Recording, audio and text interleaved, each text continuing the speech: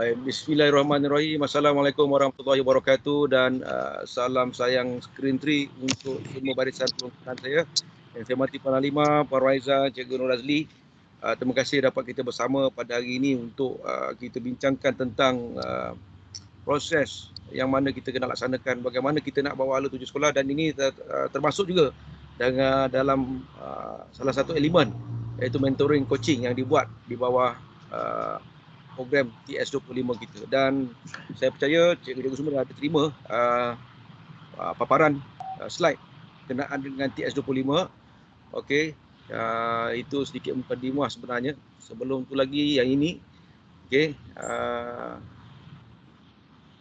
untuk makluman, slide ini kita akan gunakan untuk kita sebar luas maklumat ini kepada semua warga sekolah, PIBG, ibu bapa, komuniti, dan juga akan di-launchkan di dalam YouTube untuk sebaran kepada semua warga pendidikan di Malaysia ini. Mungkin ada maklumat-maklumat yang boleh dikongsikan nanti. Baik, saya ada terangkan sikit tentang program transformasi ini, iaitu pengenalannya.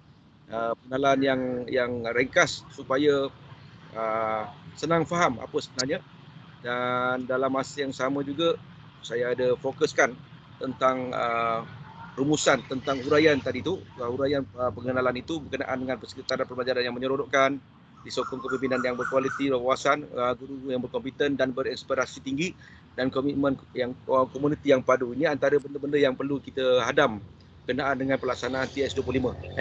Dan ini sedikit objektif. Ini pun boleh dibacakan. Ada 3 objektif berkenaan TS25. Saya go through je, tak apa.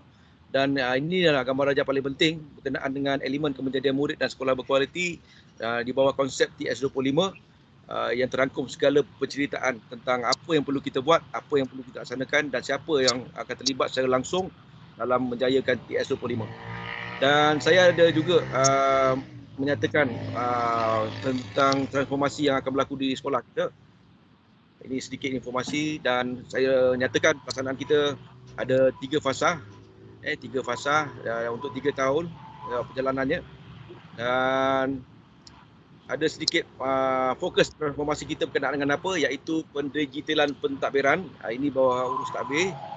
Kemudian kita ada pembangunan kurikulum, ada juga pembangunan sasiah di bawah HEM, dan juga pembangunan bakat murid di bawah Cikgu Nazli kita, bawah Koko. Dan ini semua fokus ini adalah 4 perkara penting yang akan kita masukkan dalam strategic plan, dan yang inilah kita kena bincangkan nanti sebentar lagi. Dan saya ada menyatakan juga siapa yang akan menggerakkan yang warna biru tu adalah pihak-pihak yang akan bersama-sama dengan kita untuk menjayakan transformasi Screen Tree untuk kita jana. Dan saya ada letakkan evidence tentang pencapaian lalu yang saya ada minta dengan semua pelongkanan. Terima kasih. Data-data inilah yang akan kita kongsikan dengan pihak luar, dengan ibu bapa, dengan pihak PPD, pihak yang berkenaan, rakan taruh ataupun rakan strategik kita, supaya mereka melihat bahawa Screen Tree ini kedudukannya di mana sebenarnya. Kalau tengok data tu mengerikan, sebab untuk mengekalkan prestasi 100% adalah satu cabaran besar. Begitu juga kalau tengok dari segi kehadiran itu, yang jadi maklum pada 2019 kita ada, dan 2020 ni adalah tahun-tahun kita menghadapi orang kata bencana, dan yang itu menyebabkan data kita pada tahun berkenaan 89.74 dan 86.67 agak rendah berbanding dengan sasaran PPD iaitu 90%. Itu tak apa-apa. Itu realiti, sebab saya ada nyatakan rujukan itu daripada mana, dan data ini sangat-sangat valid untuk kita bentangkan kepada mereka yang ingin tahu tentang hala tuju sekolah kita untuk masa akan datang. Dan ini adalah rumusan secara orang kata keseluruhan, yang mana di akhirnya pada 2023 nanti kita sasarkan sekolah kita akan menjadi Taman Pendidikan Pintar, yang pernah dibincangkan perkara ini, iaitu satu evolusi transformasi sekolah 2025. Saya tak tahu sekolah lain macam mana, tapi kita punya evolusi ialah kita menghasilkan satu wadah, wahana, tempat yang akan menjadikan Taman Pendidikan Pintar itu satu kenyataan nanti, insyaAllah. Mudah-mudahan insyaAllah. Dan ini kata-kata akhir, tak ada apa-apa, sekadar renungan bersama untuk dibincangkan ataupun difikir-fikirkan Sebab slide ini saya tujukan khas kepada tak lain tak bukan kepada guru-guru kita, kepada masyarakat, ibu bapa dan juga komuniti, dan yang paling penting adalah rakan taruh kita yang akan jadi founder kepada program-program yang kita akan buat. Sebab kita nak buat satu slide, dia tak perlu panjang. Dia perlu keyakinan apakah yang kita, sasaran kita, mengapa akan berlaku dan apakah tanggungjawab setiap yang ada dalam, kita akan bincangkan dalam tatakuasa untuk ke arah apa yang kita nak, matlamat sebenarnya yang kita nak. Jadi tujuan hari ini antara perkara penting yang saya nak kongsikan, yang saya nak minta sahabat-sahabat semua, rakan belong kanan lihat ialah berkenaan dengan ni 3 perkara ini ataupun 3 perkara yang bawah tu. Pendigitalan pentadbiran ini kita akan letakkan di bawah urus takbir, di bawah setiap unit yang ada, tapi fokus paling besar berkenaan dengan kurikulum dan pengguna sasia dan juga bakat murid. Jadi saya beri peluang kepada Puan Halimah sebenarnya untuk terangkan sejauh mana persediaan kita untuk pembangunan kurikulum ni. Fokusnya macam mana, apa kita nak buat. Boleh Puan Halimah. Saya serahkan pada Puan Halimah, silakan. Mic tak buka. Okay, Assalamualaikum warahmatullahi wabarakatuh. Okay, Assalamualaikum warahmatullahi. Okay, Tuan Musa, Cikgu Azli dan Puan Raiza, ya, berkaitan dengan pendigitalan ya, kurikulum. Ya, apa yang saya rasa yang nak dibuat sekarang ni ialah panitia-panitia seperti mana yang saya disedia maklum, panitia kena memberikan semua maklumat ya berkaitan dengan program-program yang dah dijalankan tu ya dalam kepada guru ICT untuk didigitalkan ya supaya semua maklumat tersebut dapat disampaikan kepada semua ya. Jadi saya rasa ni satu benda yang baru ya yang selama ni yang kita belum pernah buat ya, dan setakat ni kita serahkan kepada Cikgu Hakim ya untuk menyelesaikan perkara tersebut, dan saya belum nampak lagi yang panitia telah memberikan semua je yang cukup sempurna, bermaknanya 100% cukup tu belum saya rasa ya, sebab saya tak nampak lagi, sebab setakat ni masih menggunakan file lagi ya. Itu juga dari segi yang PBD tu yang saya nampak memang kita berjalan lah ya untuk tahap 1 ya, dan tahap 2 memang kita ada buat lah berkaitan dengan kurikulum tu ya, kita ada ambil maklumat dan kita ada simpan rekod-rekod murid berkaitan dengan PBD ya. Saya rasa itu saja yang berkaitan dengan kurikulum ya. Yang dari yang lainnya yang saya nampak ialah berkaitan dengan PDP cikgu ya, di mana saya nampak ramai juga guru yang telah menggunakan LCD ya sebagai bahan pengajarannya ya, dan mereka juga telah menggunakan bilik abad 21 dengan sebaiknya ya. Tapi disebabkan PDPR ni bermakna yang kita nampak dalam ID 5 sekolah SKTR 3 telah semua guru telah menggunakan 100% ya program tersebut ya. Jadi itu saya nampaklah dari segi kurikulum. Okay, baik, terima kasih Puan Halimah. Saya masih lagi dalam persoalan berkaitan tentang kurikulum ni. Kalau ikutkan data yang diberikan berkenaan dengan pencapaian IPSR, kemudian pencapaian dari segi PBD kita sangat-sangat memberangsangkan. Ada tak planning lain berkenaan dengan penguasaan anak-anak kita yang tidak lagi menguasai 4M, iaitu membaca, menulis, mengira dan menakul, untuk kita beri penekanan? Adakah itu dalam perancangan unit kurikulum? Okey cikgu, kalau berkaitan dengan apa yang 4M tu ya, jadi apa yang saya nak sentuh ialah bila perancangan strategik ya, untuk yang pertama sekali saya ambil untuk bahasa Melayu ya. Untuk bahasa Melayu apa yang saya nampak dalam SWOT dia ialah kekuatan di sini ialah guru BM adalah guru yang berpengalaman ya. Lepas tu kebanyakan murid boleh bertutur dalam bahasa Melayu ya. Lepas tu kita pun mempunyai kemudahan bila akses untuk guru dan murid mendapatkan pelbagai maklumat ya. Tetapi ada kelemahan di situ di mana kekangan masa aktiviti selepas waktu persekolahan Ya, lepas tu kemungkinan juga ada disebabkan murid yang kurang minat membaca, itu dari segi bahasa Melayu, ya. Jadi kekuatan kelemahan di situ. Tetapi di sini sokongan yang kita terima, ya, daripada peluang yang kita terima daripada yang disampaikan oleh KP panitia dalam PLC-nya ialah sokongan padu daripada pihak sekolah, ya. Mereka guru bahasa Melayu juga guru yang berkomited, ya, dan telah mengikuti kursus-kursus yang dianjurkan oleh PPD atau jabatan, ya.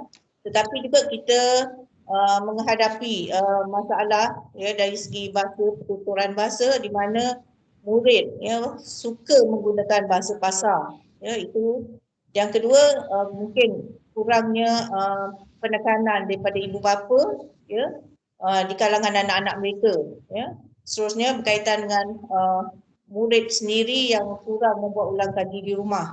Jadi di situ ialah berkaitan dengan bahasa Melayu, ya.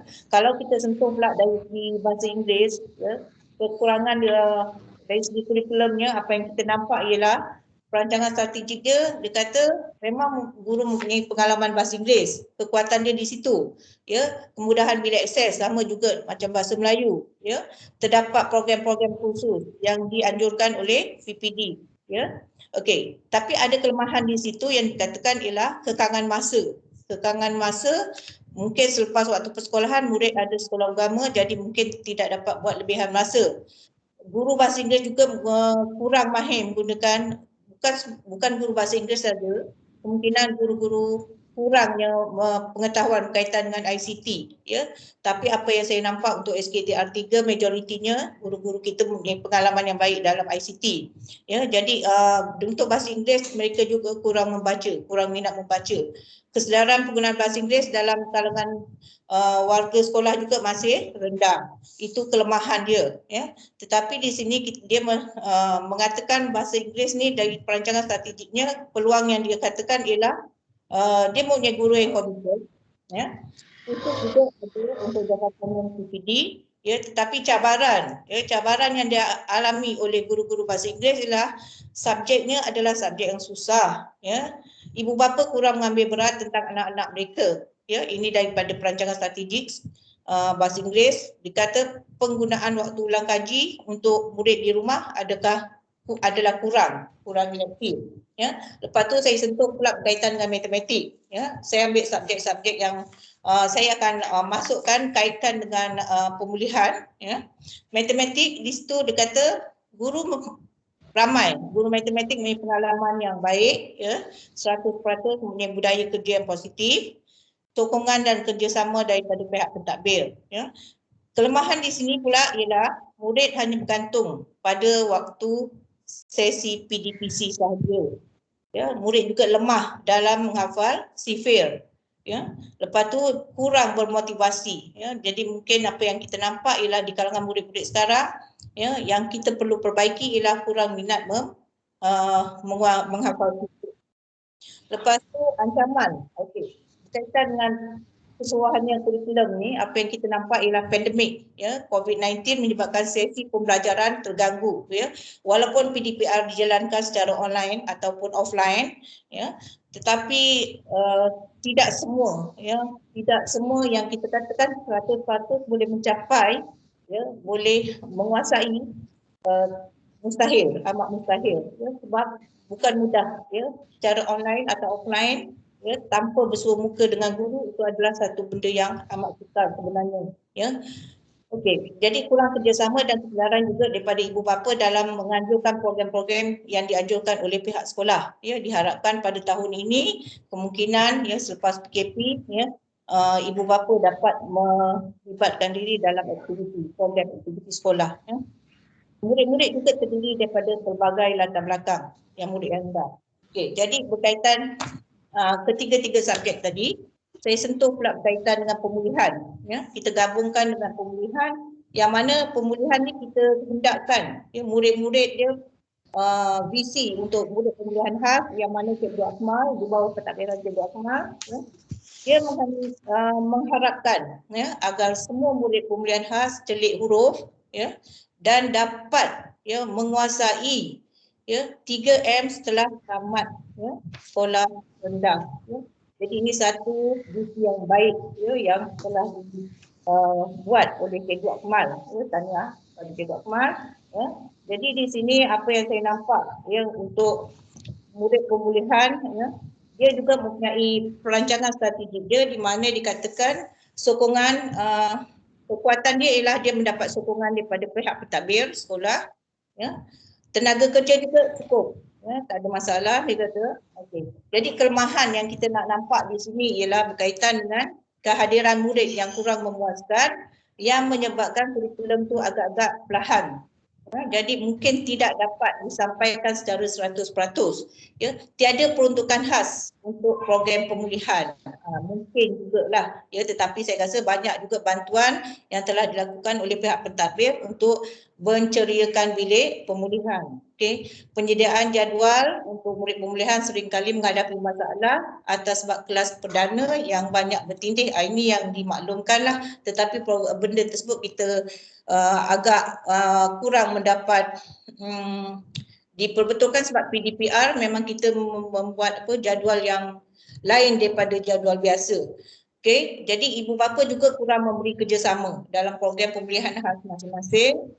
Dia kata tiada peralatan ICT ya. Ini yang kelemahanlah yang disampaikan oleh pemulihan ya dalam perancangan strategik dia.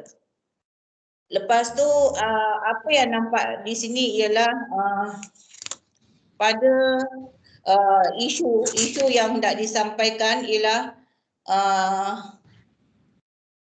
peratus kehadiran murid pemulihan khas untuk tahun 2021 agak kurang memuaskan ya. Jadi di sini guru akan memainkan peranan ya, di mana dia kata dia akan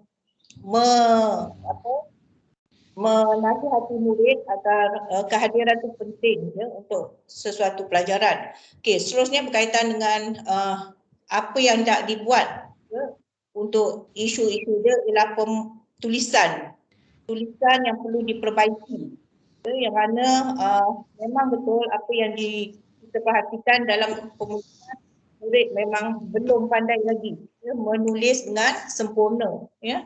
Jadi di sini pemulihan juga kurang ya, kurang latihan disebabkan terlalu lambat murid untuk menguasainya ya. Tetapi insya-Allah kita akan usahakan di mana guru telah membuat penambahbaikan dengan selalu berhubung dengan ibu bapa murid ya, untuk menyelesaikan masalah-masalah tersebut ya.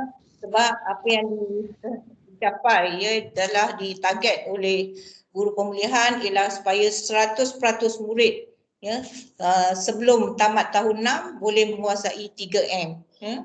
Jadi saya rasa berkaitan dengan kurikulum saya dah sampaikan ya, itu saja yang saya nak sampaikan berkaitan dengan kurikulum ya. Jadi segala butir-butir tersebut kita telah rekodkan. Okey, sekian, terima kasih.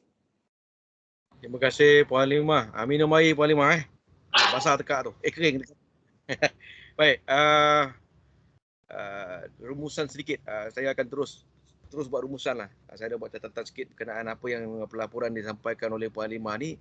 Pertama saya ucapkan tahniah, terima kasih kepada unit kurikulum di bawah Urus Tadbir Puan Halimah yang mempunyai tim yang cukup bagus, kualiti guru yang sangat baik, dan ini terbukti dengan pencapaian lalu dan kita cuba atasi kelemahan-kelemahan, kekurangan itu berdasarkan kepada data berkenaan dengan murid-murid ini nanti. Dan untuk makluman juga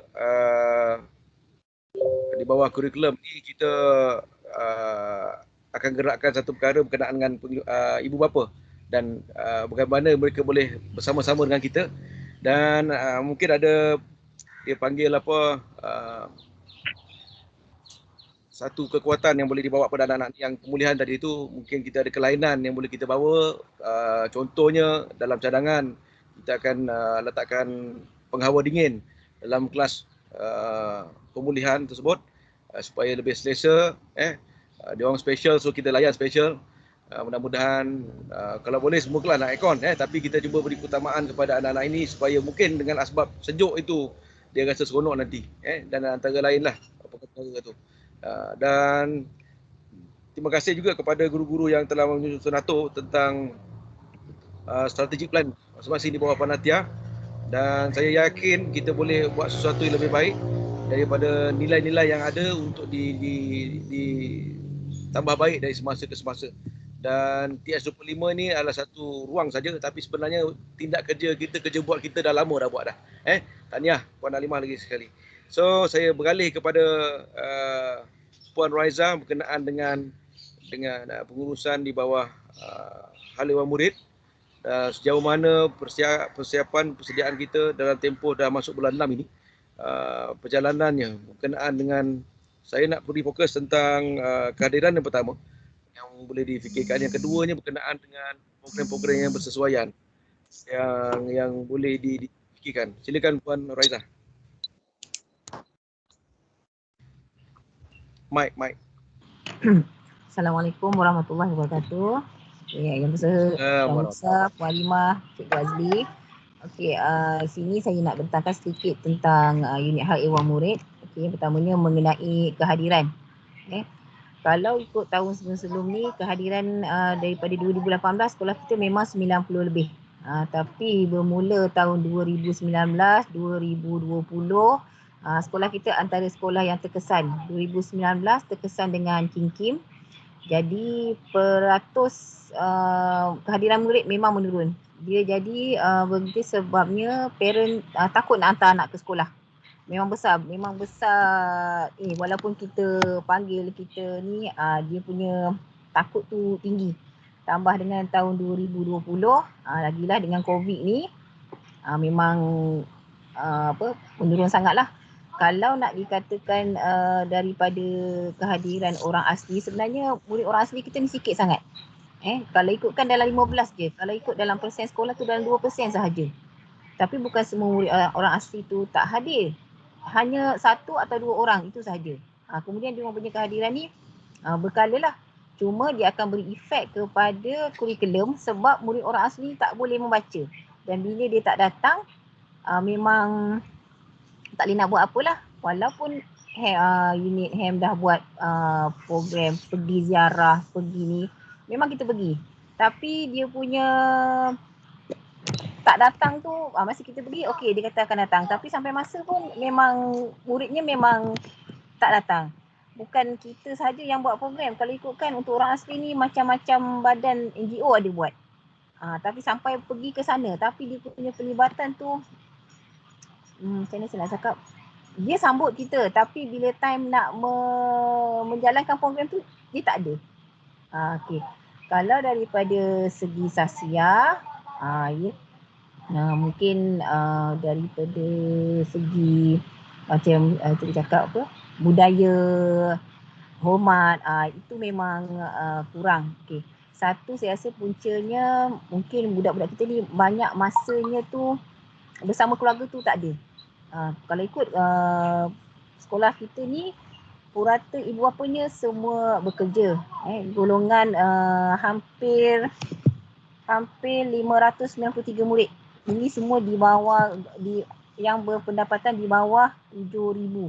Yang di bawah 3,000, 358 murid. Maksudnya mak ayah mereka ni akan bekerja. Jadi masa untuk dia di rumah tu bersama keluarga tu tak ada. Jadi dia membesar dengan sendiri dia lah. Waktu di sekolah cikgu hanya boleh tekankan pada waktu itu saja. Tapi selebihnya dia balik. Kadang-kadang budak ni tak banyak ke lain. Kalau ikut yang betul-betul yang memang keluarga yang kata senang sikit, memang diambil, dijaga sikit sangat. Dan 165 je. Ini yang memang kira kategori yang senang lah. Ada telefon sendiri, ada, maksudnya semua ni. Kebanyakan budak ni sebenarnya kebanyakannya menguruskan diri sendiri. Kalau kita pergi tengok keadaan rumah dia pun, masa ziarah Cakna pun kita pun macam nak cakap pun serba salah. Lebih kepada macam tu. Tapi saya rasa kalau kita boleh tekankan dari semasa, maksudnya pelibatan cikgu ni kena kita semualah, maksudnya kena sentiasa ingatkan tapi dia punya mood dia memang sentiasa ke arah nak main. Dia rasa macam kat sekolah ni lah waktu dia gembira. Kalau ikut 2 tahun ni berkenaan dengan kes Kim kes COVID, kita punya persen disiplin memang kurang lah sebab budak tak datang sekolah. Dari segi rahsia kita memang tinggi lah tapi dia kontra pergi dekat kehadiran. Dari segi kes berat tak ada. Tahun ni, tahun lepas pun memang tak ada. Hanya kes-kes terpencil lah, lebih kepada kehadiran sebenarnya. Kalau disiplin tu lebih kepada kehadiran. Dan kehadiran tu pun melibatkan orang asli. Yang memang kita dah, cikgu sendiri pun dah pergi, cikgu sendiri tengok keadaan dia macam mana. Kerana kita pergi dia tak ada, dia pergi ke laut. Macam mana tu? Takkan kita pula nak pergi ke laut. Itu yang saya ni. Okay, berkenaan dengan program untuk Sasiah ni, okay. Saya ada terfikir juga, maksudnya bila akan datang nanti mungkin kita boleh buat secara, kalau kata PDPR lah, kalau kata secara ni mungkin kita boleh untuk nak naikkan semangat ni, mungkin setiap kelas tu cikgunya boleh cadangkan, okay, siapa tokoh dalam murid kelas tu yang boleh jadikan contoh. Mungkin kita boleh sediakan board, okay, ini tokoh-tokoh murid untuk kelas-kelas ni. Daripada situ pula kita boleh adakan macam hadiah. Kalau ada pimpinan kita boleh tunjuk dia. Okey, ini budak ni. Okey, kemas pakaiannya, cantik penampilannya, hormatnya, cara salamnya, cara tunjuknya. Jadi kita boleh demo. Kalau katalah PDPR ni, mungkin saya rasa kalau ni dah ada kaunselor, mungkin kita boleh minta sama ada dia buat macam murid ni, macam kita buat PDPR, macam kalau kata tasmik tu kita boleh buat rakaman. Ini kita minta budak tu rakam pula apa yang dia buat kat rumah. Contohnya katakan hari ni, okey, saya bantu mak saya. Okey, apa yang dia bantu mak ayah dia. Okey, walaupun hanya melipat kain ataupun dia jaga adik, mungkin boleh ambil itu kita paparkan. Kita pilih yang terbaik, kita tunjuk. Saya fikir macam tu lah. Kemudian kita boleh bagi sedikit penghargaan lah untuk dia. Itu yang saya nampak lah. Okay. Atau cikgu ada nak ulas saya lain? Terima kasih. Saya boleh ulas. Saya nampak kadang-kadang cikgu-cikgu kita tak perlu membuat satu program yang terlalu banyak. Lebih baik kita fokus pada satu. Contoh tadi saya suka idea cikgu tu. Saya sangat-sangat suka, iaitu kita mungkin minta kaunselor wujudkan satu ruang yang mana mereka boleh hantar video-video tentang kebaikan yang mereka laksanakan di rumah. Contoh, salam mak ayah pergi kerja pun dia pergi salam, dia ambil gambar. Dia peluk, dia cium mak dia. Hantar gambar. Kita nak tanam satu budaya yang mana budak boleh amalkan. Kita tak boleh kontrol 100% kat sekolah. Tapi kalau di rumah, mula-mula mereka terpaksa buat, tapi lama-lama jadi satu kesukaan dan boleh dijadikan ada ganjaran pula tu. Siapa yang hantar paling banyak kerja baik kat rumah, tunggu nanti naik sekolah. Kita ada sediakan hadiah-hadiah tertentu untuk mereka. Jadi dorongan-dorongan tu yang boleh kita buat. Saya ucapkan terima kasih pada Cikgu Raiza di atas usaha-usaha. Walaupun saya macam kata tadi, kita tak perlu banyak sangat. Kita fokus. Macam Cikgu Halimah pun sama. Kita fokus. So bila kita fokus ni, kita dapat tahu kita akan beri satu impak dalam keadaan yang sangat-sangat orang kata banyak halangan pada waktu ni. Tak boleh waktu, tak boleh keluar, tak boleh sekolah, tak boleh nak bersemuka. Jadi kita gunakan elemen-elemen atas talian untuk kita didik dan pupuk mereka tentang kebaikan yang boleh dia buat di rumah. Saya gunakan perkataan kebaikan sebab dia umum. Sebab pelajar kita ada yang Iban, ada yang Cina, ada yang India. Jadi umum perkataan tu tentang kebaikan yang boleh dibuat. Teruskan usaha ni. Jangan tunggu TS 25 nak masuk nak buat, tak payah. Kita dah ada kaunselor, dia boleh bincangkan secara lisan dan cuba buat sedikit paperwork yang ringkas, tak payah. Selai pun tak apa. Yang penting nampak dia punya flow apa nak kita nak buat. Terima kasih Cikgu Raiza di atas sumbang saran dan juga maklumat-maklumat yang boleh kita jana untuk bantu anak-anak kita membentuk sasiah dan jati diri mereka. Dan saya yakin banyak lagi perkara yang boleh dibuat tu nanti. Tapi kita fokuskan tentang budaya dulu, jati diri dulu, tentang akhlak dulu. Akhlak tu nombor satu. Akhlak nombor satu, yang lain akan follow cantik, insyaAllah. Okey, saya pergi Cikgu Ghazli dah macam patung kita. Rambut dia sisir, rambut memang memang kemas lah. Saya pun terkabur uban nampak dia boleh tak ada uban tak tu. Jadi saya silakan Cikgu Azli, apakah sebenarnya perancangan untuk kita hadapi keadaan ni? Yang pertama, kalau kita lihat, kita ada 2 mod kat sini, ada mod bersemuka dan mod PDPR berada di rumah. Mungkin Cik Azli boleh sumbangkan idea-idea dan pandangan, boleh saya tahu daripada unit. Cik Azli silakan. Terima kasih Tuan Guru Besar. Assalamualaikum warahmatullahi wabarakatuh. Yang berusaha Tuan Guru Besar, Puan Halimah dan juga Puan Ruaiza. Okey, berkenaan dengan unit co-curriculum, ada sedikit bos nak bagi tahu kalau kita lihat tentang pencapaian tadi bos ceritakan tentang peratus pencapaian, memang kita 100% bos. Disebabkan murid mendapat A, B dan C dan kita tak ada D pada tahun 2020. Okey, kalau ikutkan perancangan di peringkat PPD, PPD mensasarkan GPS untuk setiap sekolah ni 2.08. Okey, sekarang ni kita menuju kepada GPS 2.08 yang mana pada tahun 2020 kita mendapat 2.12. Kalau kita tengok peratus pencapaian tu memang budak tak ada gagal, jadi dia memang 100% lah. Jadi saya cadangkan pada bos, kita wartakan sekali GPS co-curriculum untuk menunjukkan grade kita berada lebih kurang kebanyakan budak mendapat B lah kebanyakannya. Itu yang pertama. Yang kedua, saya nak ceritakan sedikit tentang pencapaian ataupun penyertaan kita untuk dalam pembangunan bakat murid ni.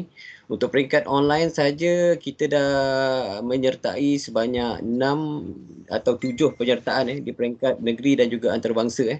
Yang terbaru antarabangsa ni catur. Catur di peringkat antarabangsa yang mana kita menghantar 10 orang murid. Dan yang selebihnya kebanyakannya semua peringkat negeri.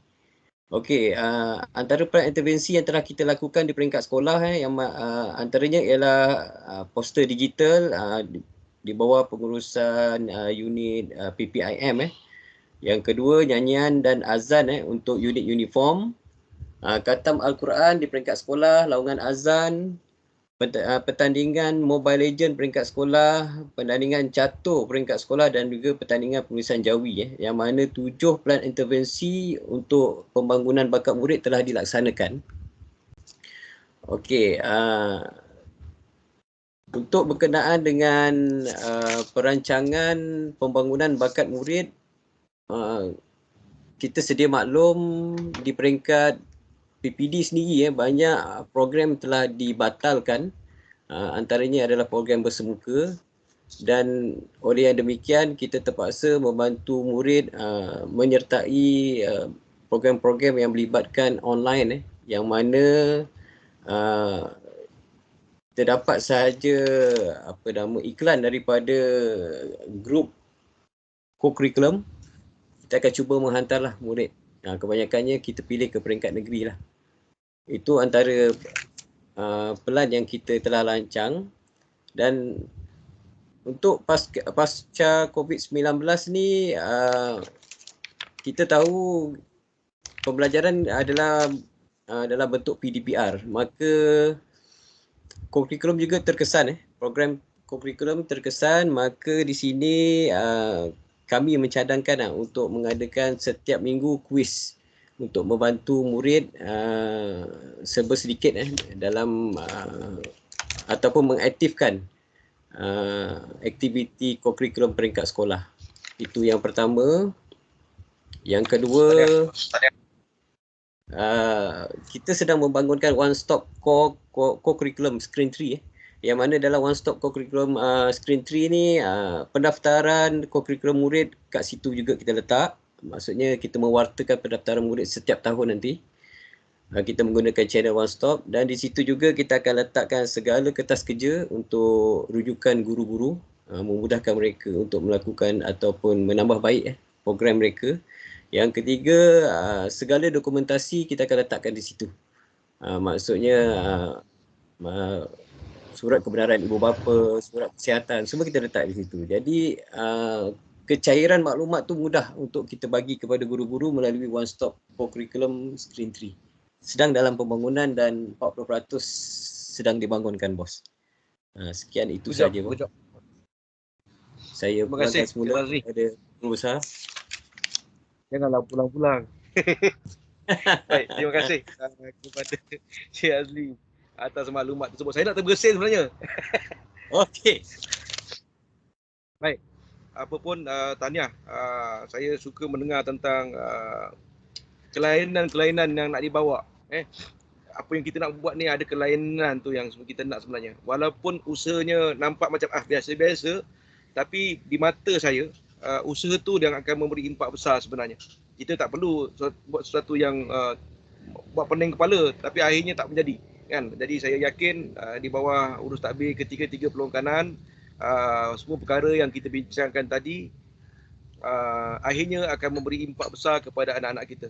Itulah antara sasaran dalam TS25, iaitu kemenjadian murid yang menjadi anchor.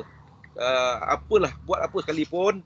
Sebab tu dekat skrin 3 tak ada batu nisan. Itu saya ada berbual dengan juga Limah. Tak ada batu tanda yang pelik-pelik dulu. Tak. Kita nakkan kualiti datang daripada murid tu dulu. Dan yang lain-lain akan menyusul setelah kita buat secara berperingkat berkenaan dengan kerjasama kita dengan Rakan Taruh, kerjasama dengan PIBG.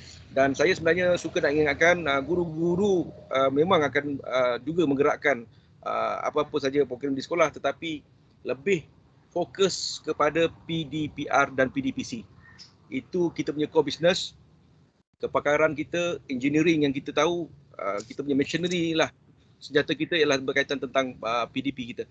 Jadi memperkasa PDP dan juga melaksanakan program-program di bawah HAM dan juga co-curriculum adalah keutamaan. Dan yang lain-lain kita akan minta support daripada pihak PIBG dan juga Rakan Taruh yang akan membangunkan sekolah kita dari secara berperingkat sebenarnya.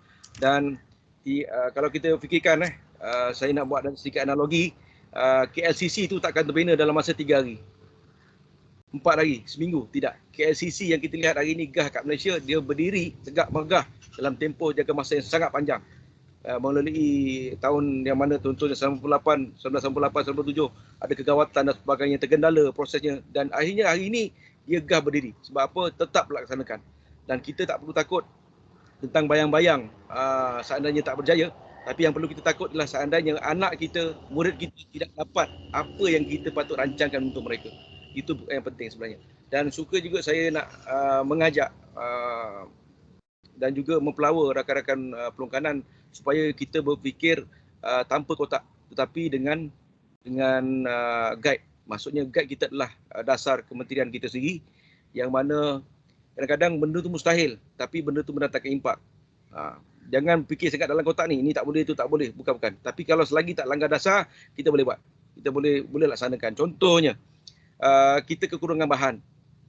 Di bawah urus tadbir Puan Halimah, Puan Raiza, Cikgu Razli, kita perlukan satu bahan yang sangat solid. Bermaksud kita boleh jadi penganjur secara online. Kita buat surat kepada PPD, contoh, ini contoh. Yang gerakkan nanti Barisan Peluang Kanan bagaimana nak dibuat.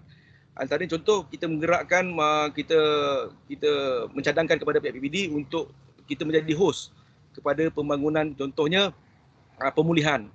Apakah bagaimana Cikgu Akmal, kita akan gerakkan nanti untuk mereka bersama dengan zon rinting. Kita tak nak tengok pada TS25, kita tengok pada zon kita dulu. Tentang hala tuju gerak kerja pemulihan, bagaimana mereka berkongsi pendapat dan mungkin mereka boleh menghasilkan modul. Puan Halimah, ini contoh bawah kurikulum ni. Boleh menghasilkan modul secara berkelompok. Dan CJ diberikan melalui PPD. Penglibatan daripada pihak PPD berkenaan dengan 6 buah sekolah atau 5 buah sekolah yang terlibat di bawah zon kita. Itu antaranya. Begitu juga dengan Puan Raiza. Mungkin kita boleh bincangkan dengan kaunselor supaya kaunselor bersama kaunselor wujudkan satu jaringan. Ini pun satu elemen transformasi sebenarnya. Kita keluar sikit. Bila kita dah buat keluar sikit daripada tu, kita tak terbeban. Tak pernah kepala nak fikir nak buat macam mana. Jadi bila kita berkongsi, cara kaedahnya iaitu kita dapatkan pegawai yang terlibat secara langsung, dan kita perlukan satu surat saja sebenarnya untuk mereka sertai, minta sekolah kaunselor sertai, minta guru pemulihan sertai, minta setiausaha koko sertai. Maknanya semua sekolah ini terlibat, hasilkan sesuatu. Antara yang terpenting ialah yang boleh diberi fokus berkenaan dengan modul yang ada, iaitu mod PDP yang bersemuka dan juga mod PDPR berada di rumah. Tadi saya lihat, saya dengar Cikgu Roiza, Cikgu Alimah juga dengan Cikgu Rozli ada menyatakan perkara ini. Jadi why not? Benda inilah yang kita cuba kembangkan lagi, jadikan satu inisiatif dan juga transformasi sebenarnya dalam untuk dapatkan modul. Dan modul ini mungkin kita boleh sebar luaskan lagi ke peringkat negeri. Kita ajak pula daerah lain untuk buat sama. Ini benda ni adalah satu pencapaian sebenarnya. Kita membuat penganjuran. Dia tidak ada kos dalam keadaan COVID macam ni, dalam keadaan kita PKP macam ni. Ini saya lihat sebagai peluang sebenarnya yang kita buat tanpa kos yang besar.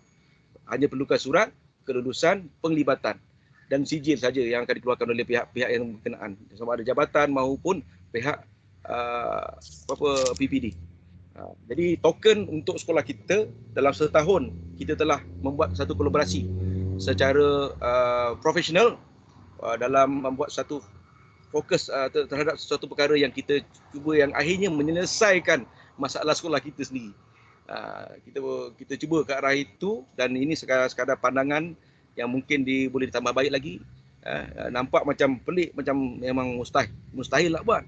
Tapi itulah dia. TS25, dia bila sebut TS25 itulah dia transformasi yang macam mana kita nak. Saya tak nak terikat sangat dengan yang sedia ada ni.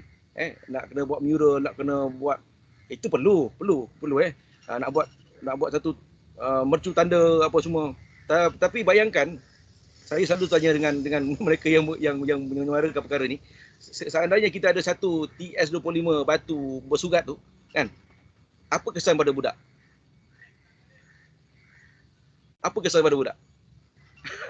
Pada saya tak ada. Budak tengok batu je. Oh, itu batu. Cantik. Ambil gambar, selfie. Itu je. Tapi impak sebenar, mungkin nak merasai seolah kita sedang ke arah TS25. Sebenarnya, bila perkataan sedang ke arah TS25, apa yang cikgu-cikgu tengah buat inilah sebenarnya gerak kerja sebenar. Yang lain tu adalah support daripada pihak-pihak lain, insya-Allah. Jadi saya ucapkan ribuan terima kasih di atas sesi coaching dan mentoring ini.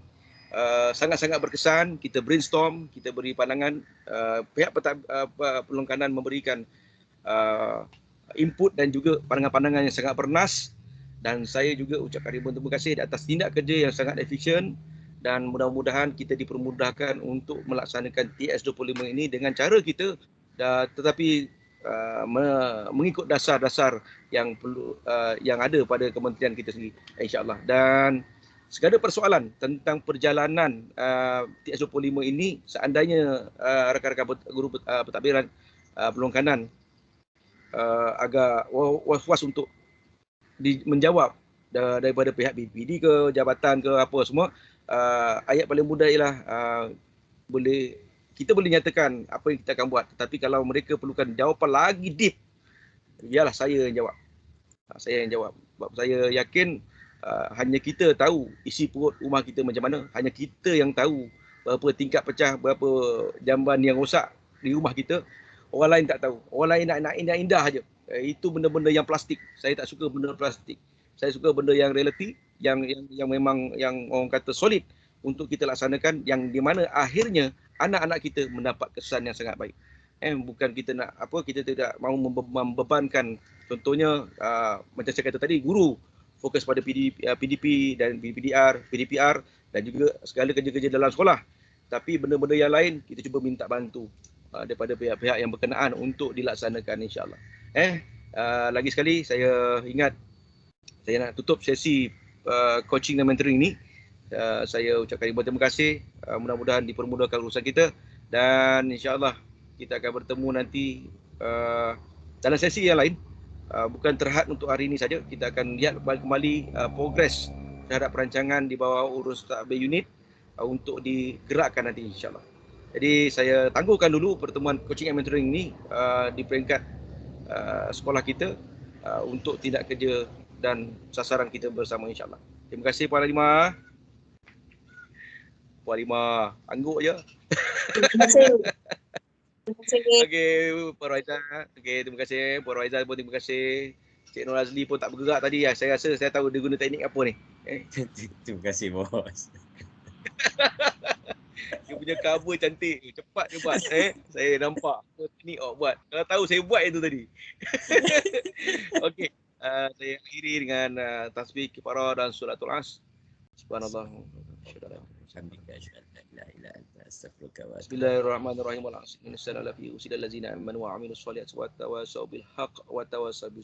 Assalamualaikum warahmatullahi wabarakatuh. Waalaikumsalam warahmatullahi wabarakatuh.